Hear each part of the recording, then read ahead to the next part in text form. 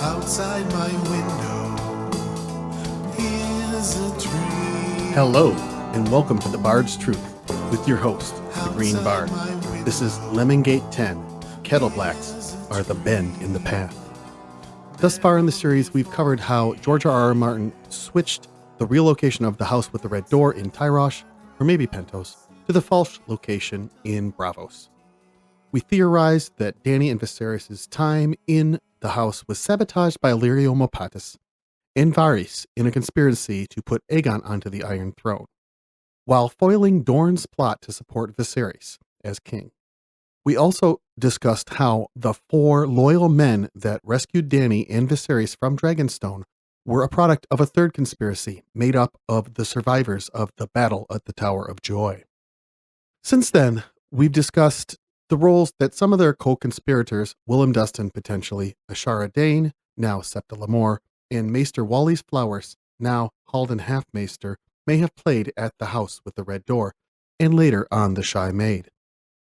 The last couple episodes, we've talked about Illyrio and Viserys' master plan, its many twists and failings, and how the pieces in their conspiracy are self-promoting to players, and have conflicting aims, all of which leaves their plot on a knife's edge, poised to topple. This time, we'll return to the 4 loyal men who helped Willem Darry smuggle Dany and Viserys from Dragonstone to the house with the red door. Recall from episode 3 of the series that I nominated these 4 men to be Sir Oswell Whent, Sir Arthur Dayne, Lord Commander Gerald Hightower, and Lord Eddard Stark. In that episode, at least, I made arguments that these were the men who masterminded this plot to save the remaining Targaryen children. However, it occurs to me that Lord Eddard Stark had far too much going on, what with caring for the babe Jon Snow and returning to King's Landing, and eventually Winterfell, to actually participate in this daring rescue. Thus, here I'll nominate 2 other quartets that may have been the actual 4 participants in the heist. My primary guess keeps Sir Oswell Whent, Sir Arthur Dayne, and Lord Commander Sir Gerald Hightower, but subs in Howland Reed for Lord Eddard Stark. Alternatively, it may have been Sir Oswell Whent and 3 of his 4 nephews, the sons of House Whent who fought in the tournament at Harrenhal. Let's assume it was the 3 Kingsguard and Howland Reed. It really doesn't matter who physically did it. And I'll explain how this would have logistically worked. The 4 loyal men and the wet nurse Ashara Dayne, plus possibly the crippled Lord Willem Dustin, would have taken ship from Starfall, sailed to Dragonstone, a daring journey, rescued Dany and Viserys with Willem Darry, and sailed to the safety of the Braavosian coast, the Axe, where they would have offloaded all but Arthur Dayne, Gerald Hightower, and Howland Reed at whatever city the house with the red door is located. Those 3 men would have remained aboard the vessel to be delivered to White Harbor. From there, the 2 Kingsguard would have stayed in the Wolf's Den, while Howland would have departed for Greywater Watch. Eventually, at the command of Lord Eddard, Sir Arthur Dayne would join the Night's Watch as Mance Rayder, while Lord Commander Sir Gerald Hightower would become his brother Qhorin Halfhand, giving the lie to his refrain, "I am no lord," when he clearly was a lord to anyone who interacted with him. We'll talk more about those 2 Kingsguard in later episodes.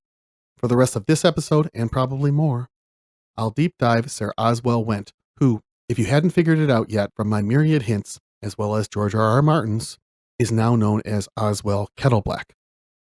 The Whent culling the Kettleblack. I did not set out to prove to you in this video that this is the case, but I have been unable to find another video to refer to that attempts to do so, meaning I have to give at least a modicum of evidence here. First, remember that I already made the case in episode 3 of this series that the 3 Kingsguard survived the Battle of the Tower of Joy, so hopefully knowing Oswell has to be alive as someone will help you to hear my arguments of it being Kettleblack. I'll again shout out to user mtoodles on Reddit for convincing me of this, and I'll link his A Song of Ice and Toodles blog in the description. First, let's consider Sansa's escape from King's Landing. We are introduced to Oswell Kettleblack in this scene. He assists Sansa Stark's escape after Joffrey's death by rowing her in Dontos on a small skiff to Lord Baelish's ship. Just before this short voyage, Dontos uses Oswell's first name and is shushed by him. Clearly, the 2 know each other, but we readers had no prior knowledge that Oswell Kettleblack knew Dontos Hollard. However, we can be sure that Dontos knew Oswell Whent. Dontos came of age under the protection of one of Whent's brothers in the Kingsguard, Sir Barristan Selmy. It's possible that he was shushed so as not to reveal Oswell's true identity as Sir Oswell Whent. 50 yards downriver, a man sat in a small skiff, half hidden by the remains of a great galley that had gone aground there and burned. Dontos limped up to him, puffing. "Oswell?" "No names," the man said. "In the boat." He sat hunched over his oars, an old man, tall and gangling, with long white hair and a great hooked nose, with eyes shaded by a cowl. "Get in. Be quick about it," he muttered. "We need to be away." That's from A Storm of Swords, Sansa 5. Make no mistake, Dontos is surprised to see Oswell here. Toodles makes a pretty good case that Oswell had not been a go-between between Dontos and Littlefinger. Dontos was not surprised to see Littlefinger at the end of their voyage. There's also the fact that the trip on the skiff went a fairly long way out into Blackwater Bay, but rowing such a distance wouldn't have been a chore to Oswell Whent, who grew up on the shores of the God's Eye. During the voyage, Sansa is also shushed by him, and she seems to recognize him. When he is later introduced by Baelish as Oswell Kettleblack, she assumes the resemblance to his sons is the familiarity she felt. But it might actually have been his familial resemblance to her mother, Catelyn, a Whent on her mother's side. Let me be clear, though. I don't think Peter knows who he actually is. "No talk." The oarsman was old, but stronger than he looked, and his voice fierce. There was something oddly familiar about his face, though Sansa could not say what it was. I love it when I think I've identified a piece of double entendre from George R.R. Martin. What an amazing writer. The final piece of evidence in the scene is actually presented later in Arya's 13th chapter in the same volume. The language George R.R. Martin uses in describing the escape is that of symbolic folklore, myth. "The northern girl, Winterfell's daughter. We heard she killed the king with a spell, and afterward changed into a wolf with big leather wings like a bat, and flew out a tower window." Recall that House Whent's sigil has 9 black bats. While I once thought this story was just symbolism for Sansa's red hair and her Whent heritage, I can't help but think that it also symbolized how she was rowed out to Blackwater Bay by a bat of House Whent, Sir Oswell, especially since there is no Tully symbolism, even though she escaped by boat, not out a window. From Jaime, our only POV who thinks of Whent, we get Sir Oswell Whent with his black humor, and that he was a good man. A Storm of Swords, Jaime 8. So we have little corroboration of this character trait from Sansa's interaction with Oswell, but the fact that he gets along with Littlefinger, who also has a black humor, fits that narrative. We also get a few indications that the 3 Kettleblack sons have this trait, including their being described as equally unsavory brothers in A Clash of Kings, Tyrion 9, and great favorites about the castle, always ready with a smile and a jest, from A Clash of Kings, Sansa 6. Clearly, if Oswell Kettleblack is Oswell Whent, these men are not his sons, but they must be his nephews, 3 of the 4 sons of Lord Walter Whent, who had served as champions in the tournament at Harrenhal. They definitely have that black humor. Osmund laughs here at Tyrion's dark joke. "I did, your grace," said Tyrion, "but only because I envied your royal manhood. Mine is so small and stunted." His face twisted into a leer. "And if you take my tongue, you will leave me no weight at all to pleasure the sweet wife you gave me." Laughter burst from the lips of Sir Osmund Kettleblack. Someone else sniggered, but Joff did not laugh, nor Lord Tywin. "Your grace," he said, "my son is drunk. You can see that." That's from A Storm of Swords, Sansa 3. And upon careful reading, Oswell is clearly disguising sarcasm when he says this to Joffrey, who had just destroyed Tyrion's gifted book with the Valyrian steel sword, Widow's Wail. It took him half a dozen further cuts to hack the thick tome apart, and the boy was breathless by the time he was done. Sansa could feel her husband struggling with his fury as Sir Osmund Kettleblack shouted, "I pray you never turn that wicked edge on me, sire." He might have respected the sword, but he certainly didn't respect the king. There's more where those came from, especially in Osmund's conversation with Jaime, where he even jests that the High Septon might have poisoned Joffrey in the same chapter where Jaime thinks of Oswell Whent's black humor. I think I've made my point. By proxy, these sons of Oswell Kettleblack resemble the father's humor, if the father is actually Sir Oswell Whent and they are his nephews. There is more evidence for their identity in their actions, allegiances, and motivations. We'll cover that more naturally as we continue the investigation of these Kettleblacks and Whents. The Shadow of Harrenhal and the Isle of Faces. We can't talk about the motivations of House Whent without first considering what some call the Curse of Harrenhal and its proximity to the Weirwood Nexus on the Isle of Faces. Whether there is a curse or not, the magic of the Weirwood net is incredibly powerful, and only incredibly powerful people can handle it.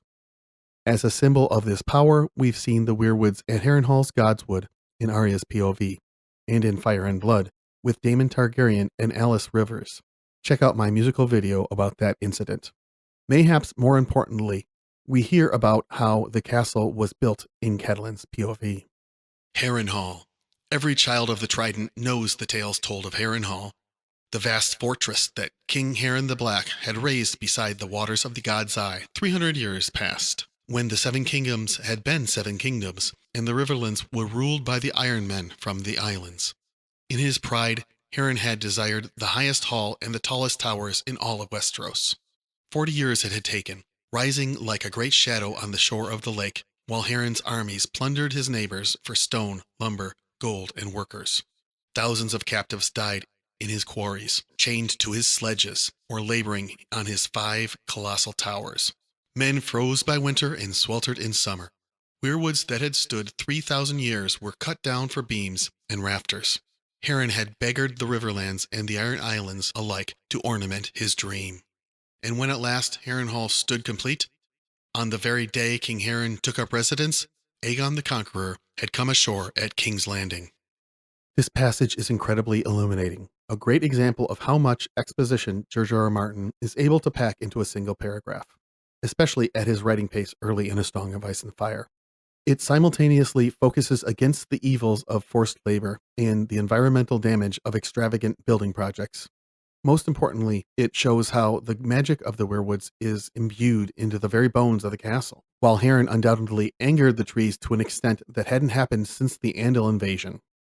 Some even suggest that he actually harvested some of this wood from the Isle of Faces itself. As a seafaring Iron Islander, he would have been capable of raiding the Isle, though the Green Men doubtless would have tried to protect the island to the best of their abilities. In any case, his crimes were against gods, nature, and humanity, and he got his comeuppance. It seems the old gods took their revenge by sending Aegon the prophetic Song of Ice and Fire dream, calling on the last Dragon Lord to destroy Black Harren, which he did in spectacular fashion. It is certainly clear that the heart tree at Harrenhal's Godswood reflects the rage I theorize. The light of the moon painted the limbs of the Weirwood silvery white as she made her way toward it, but the 5-pointed red leaves turned black by night. Arya stared at the face carved into its trunk. It was a terrible face, its mouth twisted, its eyes flaring and full of hate. Is that what a god looked like? Could gods be hurt, the same as people? I should pray, she thought suddenly. That's from A Clash of Kings, Arya 9. I would also like to mention the potential sci-fi significance of the magic of the God's Eye and the Isle of Faces, which has been discussed quite ably by A Song of Ice and Fire YouTuber An American Thinks, in both his God's Eye series and his Grand Theory of Everything series. While I recommend you watch all his videos, I'll summarize the God's Eye stuff by stating that it is a crater lake formed by a meteor strike that left magical space dust heavily concentrated in the Isle of Faces, the same stardust that Dawn was made from. The remnants of this meteor make the whole area more psychoactive than anywhere else in the known world, save for perhaps Ashara by the Shadow, where there was a similar meteor impact, as discussed in the World of Ice and Fire. The Whents are tied to Harrenhal, the magical underbelly of Westeros, where the magical and political collide, the last bastion of the old gods in the south, save for their neighbors, House Blackwood, whose Raventree Hall was also desecrated, their weirwood poisoned by the Brackens. Let's assume that the threat of Black Harren was directly related to the threat of the others, similar to how many fans think the contemporary Euron storyline is a similar threat, and further assume that Aegon understood this, which was his chief reason for the initial landing and invasion. Let's also assume that Oswell Whent understood this from his discussions with Rhaegar, which is why Oswell, save for perhaps Arthur, is the most dedicated of Aerys' Kingsguard to Rhaegar's cause. Oswell is a true believer that a Targaryen needs to protect the realm from the others in the coming long night. In understanding and accepting that, Oswell and his family has effectively broken the curse of Harrenhal. The Whents hear the old gods on the Isle of Faces. They understand the call to action, and they think they know what to do about it. Given that none of them has gone mad yet, save for poor Osney at the hands of worshippers of completely different gods in an unrelated event, I'd say they are thus far succeeding. Wait, you say, isn't House Whent extinct? Sure, some could say the Whents are the latest in a long line of houses that have fallen to the curse, from House Hor, Black Heron's house, to House Coharis, House Haraway, House Towers, House Strong, House Lawston, and finally House Whent. I mean, it's common knowledge that Lady Shella Whent, the last of her line, was stripped of the castle by the Lannisters and is probably dead in a ditch somewhere, right? Wrong. I actually think that Shella Whent is running the Inn of the Kneeling Man, named contemporaneously to the beginning of that curse, for being the location where Qhorin Stark, the last of the Kings of Winter, before Robb, submitted to Aegon I. I'd suggest that is also evidence of the house listening to the Weirwoods. Shella equals Sharna, abides there with members of the Brotherhood Without Banners and Husband. I'm not sure about the identity of Husband, but mayhaps it is her actual husband, Lord Walter Whent, or the knight Sir Willis Woad, who aided Catelyn Stark in her arrest of Tyrion Lannister and survived the skirmishes with the mountain clans on the high road to make it to the Eyrie. If Lady Shella is alive, the curse doesn't apply to the Whents. Earlier, I said that only incredible people can withstand the power of the magic at Harrenhal, people such as Alice Rivers, as seen in House of the Dragon. If Shella and her house have survived Harrenhal, clearly she is one such. Recall that the Whents would have gotten a strong dose of king's blood from Danelle Lothston. Their red hair is a tell, as is the fact that all 5 children of Catelyn Stark Tully, daughter of Mynissa Whent, are wargs, including one green seer. This is elite magical ability. This king's blood also shows in Sir Oswell Whent, who we all know now as Oswell Kettleblack. Incidentally, we know names mean a lot in George R. R. Martin's world, and House Whent is no exception. Or rather they are, for their name means the bend in the path. Harrenhal is such a place now due to how its magic affects the outside world. But I also have another interpretation. If the normal path is the curse of Harrenhal, for houses that hold Harrenhal to come to a dismal end, the Whents are the bend, or the exception to that rule if they end up surviving Robert's Rebellion, the War of the 5 Kings, and the wars to come. Growing up in Harrenhal before joining the Kingsguard, young Oswell would have heard the whisperings of the trees. It probably didn't make a lot of sense to him, but I imagine he saw some hints in his dreams of the end of the world, of wights and others, the long night, and dragons. These dreams and visions from the old gods on the Isle of Faces would be an attempt to preserve the pact enacted in ancient times to bring balance to the realm, the balance between nature and man. This is a very George R. R. Martin concept, some real hippie shit. And I think that Oswell is a messenger of that pact, that peace, that balance. Those dreams and visions may have bent Oswell's path to King's Landing, where he eventually became Kingsguard, meeting Rhaegar Targaryen. Once the two became close, Rhaegar would have been a revelation for Sir Oswell, the prince's reading of prophecy explaining so much to Oswell about his own dreams. Learning the meaning of the dreams and prophecy, he would have been fully on board with Rhaegar's plan to preserve the realm in fulfillment of the Song of Ice and Fire prophecy. That plan took the form of trying to preserve the Targaryen crown by holding a great tourney to bring the realm together in support of the heir, Rhaegar, given that Aerys was becoming madder by the month, risking fracturing the realm. When Lord Walter Whent called the tourney in 281 AC, the year of the false spring, then it was done with purpose, influenced by his family's dreams of spring from the Green Men in an attempt to preserve the pact, but directly influenced by Rhaegar and Oswell. In fact, it was announced just after Oswell visited said lord, his brother.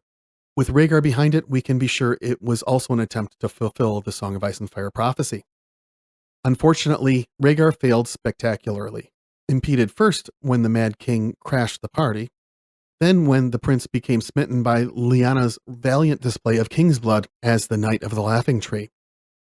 Making things worse, despite dazzling and glamoring as champion in the joust, he made one of the most boneheaded moves since Blackhair entrusted the Stone of Harrenhal as shelter from dragons. Rhaegar opened new wounds between the factions in the realm by laying a laurel of winter roses in the lap of Lyanna Stark, naming her Queen of Love and Beauty at the close of the tournament. As Sir Barristan recalls in The Kingbreaker, everything had gone awry from there. It went from awry to worse when Rhaegar abducted or eloped with Lyanna a year later. Yet, despite Rhaegar's clear inability to lead or make sound judgments, Oswell still followed him to the end, staying with Lyanna at the Tower of Joy, and finally going into exile as one of Dany's 4 loyal men. Why? I submit to you that it was because he was a true believer in the prophecy, in making sure that the realm had their Targaryen heroes when they were needed. He needed to protect these Targaryen children. Per my theorized conspiracy at Starfall and the Tower of Joy, one can assume Oswell's role was to be guardian to Viserys and Dany in Essos, while Geralt and Arthur awaited Jon Snow to come of age in the north. But, if so, Whent seemingly has failed at that. Did he switch his allegiance to Aegon at the time of the Lemongate ejection of Dany and Viserys from the House with the Red Door? Or is he playing some other game? Let me know what you think in the comments. Do the Kettleblacks truly support Littlefinger, or are they taking his coin and pretending to serve him, just like they did with Cersei and Tyrion? Or are they just infiltrating his camp because he is titular lord of their castle at Harrenhal? As Dany knows, home can be a powerful magnet. Certainly it is for these Whents.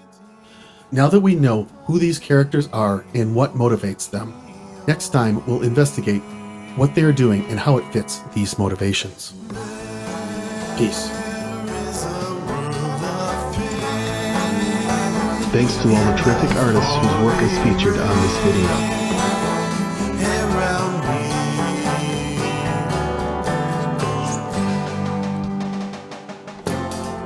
Outside my window is a tree. If you enjoy this content, you can also consider supporting us on Patreon.